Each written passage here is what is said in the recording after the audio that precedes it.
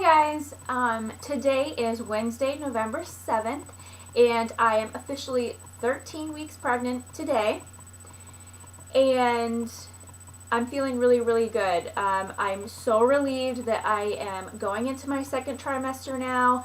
Everything is still looking good, and I'm feeling great. My last vlog, I said that I was really tired. I still am tired, but the tiredness is starting to subside a little bit, so that's good. And my cravings are exactly the same. I'm craving Burger King, which I had today, and I'm also craving something new. I'm craving Panera bread, which I guess is a lot better than what I have been craving in the past. But my husband and I stopped there on our way home from Detroit.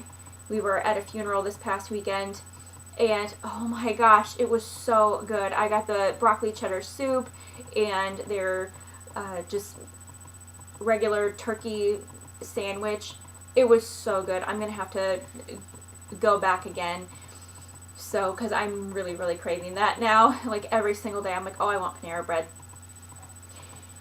And yeah, well, I mentioned that we were in Detroit, so we actually went to the IKEA near Farmington Hills and picked up a dresser for the nursery, and we were so excited. It was the first big purchase that we've made for the baby, for the pregnancy, and we've decided to be surprised. Well, my husband decided that we should be surprised. I left it up to him because I get to experience everything first in the pregnancy, what good or bad, but I left it up to him to decide whether he wanted to be surprised or not. So, and he said, you know, yeah, I don't want to find out, so we're not going to know what we have until I have the baby. And basically, I'm a planner, so I need to have the nursery almost ready, if not completely ready, before the baby gets here. So what we decided to do, I don't really like baby themed nurseries. You know, don't get me wrong, they're really cute, but I want my baby to grow into his or her room. So what we're gonna do is do white furniture probably, and do maybe a taupe tan kind of wall, and then once the baby gets here, we'll have a whole list of stuff that we've selected prior to me giving birth, and probably have, you know, light pale pinks or light pale blue, and probably some brown with the blue, and maybe some gray with the pink. I think pink and gray is so cute together. So yeah, that's what our plan is for the nursery. So once I get farther along in the pregnancy and we paint and, you know, start buying more furniture or have more furniture bought for us, I'll be able to show you what the nursery is going to look like, and I can even probably post pictures of maybe what we're planning for a boy or a girl. So moving on to what I've read so far, I've been doing a lot of reading, and you know, my husband bought me a Kindle for my birthday a few years ago. So far, I have read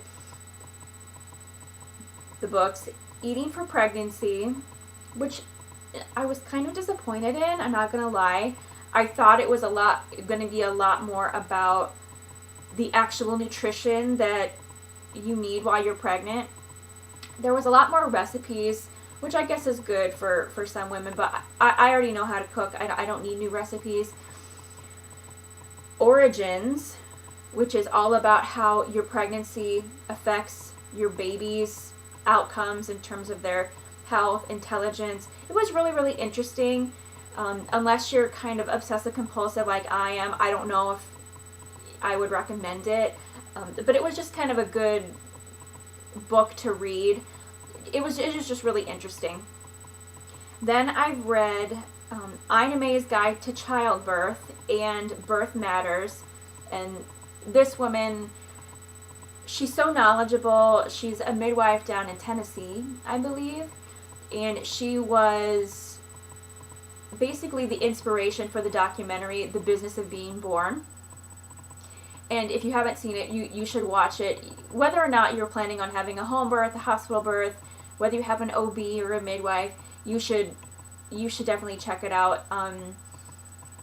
It's kind of propaganda-ish in certain areas, but others, it's based on fact. So I would definitely check that out. It's free streaming on Netflix, and they also have 4 more documentaries called More Business of Being Born, where they talk to Ina May Gaskin, who wrote the 2 books, and then they have celebrities talking about their birth experiences and a couple others. So I recommend those definitely. And then I've read Natural Hospital Birth, The Best of Both Worlds, because that's what I'm planning to do.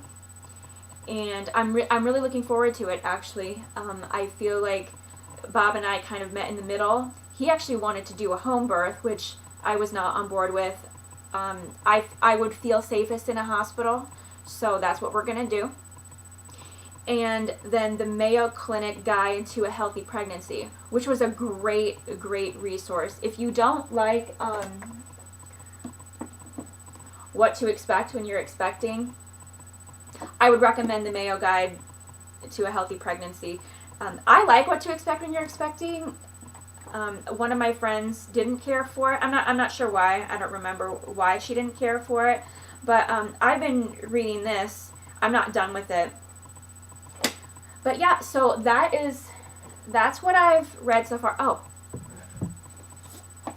And this has been my favorite book that I've read. It's called Creating, I don't know if you can see that, Creating Your Birth Plan by Marsden Wagner, and he is a former head OB for the World Health Organization, and he talks about